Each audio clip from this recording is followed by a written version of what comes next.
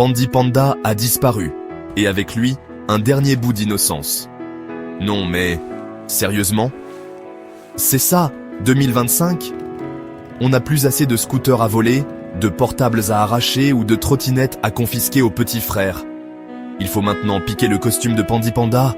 C'est arrivé à Mulhouse, évidemment, ou ailleurs. Le genre de ville où même les radars automatiques s'excusent de déranger. Là-bas, un inconnu, qu'on appellera pour l'instant l'ennemi public numéro 1 des maternelles, a volé le vrai costume de scène de Pandi Panda, celui de Chantal Goya. Pas une copie, l'original, porté sur scène depuis plus de 40 ans, une légende en fausse fourrure. Et depuis, Chantal est en larmes, les enfants sont tristes, les adultes sont gênés, et les voleurs sont fiers. Ce monde a basculé. Quand on vole un symbole d'enfance pour faire un coup, on a officiellement quitté la case incivilité pour entrer dans la sociopathie culturelle. Julien Doré propose son propre costume. Oui, c'est là qu'on en est. On fait un appel à Julien Doré pour remplacer Pandi Panda. C'est comme si, en cas de vol du drapeau tricolore, on proposait de le remplacer par un t-shirt tie and dye. À force de banaliser la violence, la vulgarité, la vanité, on finit par considérer que voler un costume de scène est un délire. Un buzz, une anecdote marrante à raconter à la sortie du tram.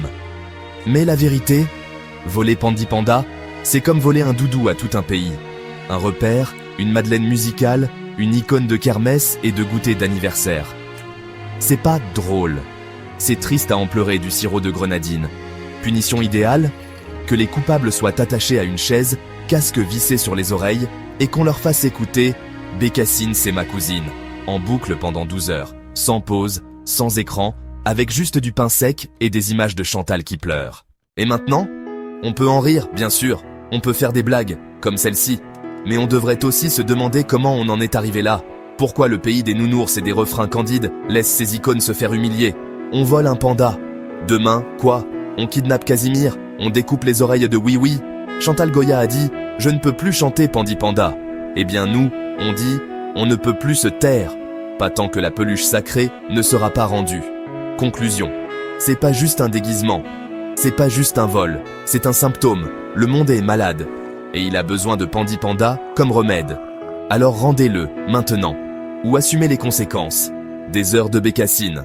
Et le jugement éternel de toutes les grand-mères du pays.